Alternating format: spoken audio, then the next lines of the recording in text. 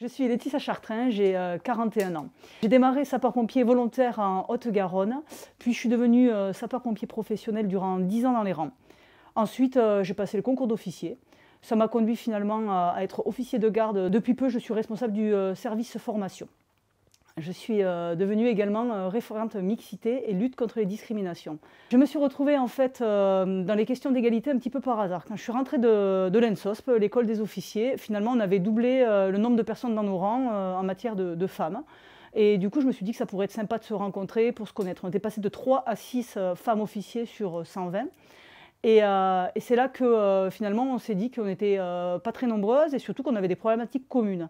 Ce qui nous a conduit finalement à développer un groupe de travail sur la demande de notre directeur et notre présidente à l'époque. Finalement, on a mis des actions en place et ces actions ont conduit à développer un réseau. Donc j'ai pas mal travaillé avec le réseau préfectoral L'égalité sur 131 en Haute-Garonne. Et puis, on a mis en place le premier congrès national en matière d'égalité au sein du SDIS 31, ce qui nous a conduit à travailler avec la Fédération nationale des sapeurs-pompiers. Je participe au groupe de travail de la DGSCGC pour le renouvellement de son plan égalité. Je dirais qu'être une femme sapeur-pompier, c'est un défi. C'est un défi, mais avant tout, en fait, on choisit cette activité ou ce métier par passion. Et c'est ce qui guide notre engagement et je pense que c'est essentiel. Je pense en fait, en tout cas pour ma part, je ne me suis pas posé de questions quand j'ai regagné les rangs des sapeurs-pompiers si j'étais une femme ou un homme. Je me suis dit avant tout en fait que j'avais envie d'être sapeur-pompier et qu'à ce titre, peu importe mon sexe. Maintenant, il est vrai qu'avec le recul, je me suis rendu compte que j'avais rencontré certaines difficultés.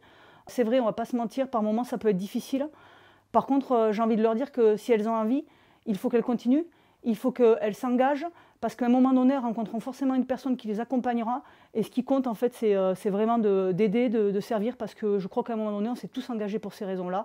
Engagez-vous, croyez-y, il y aura des moments peut-être plus ou moins difficiles, mais ça peut être aussi le cas pour les hommes. Donc, ne doutez pas, avancez.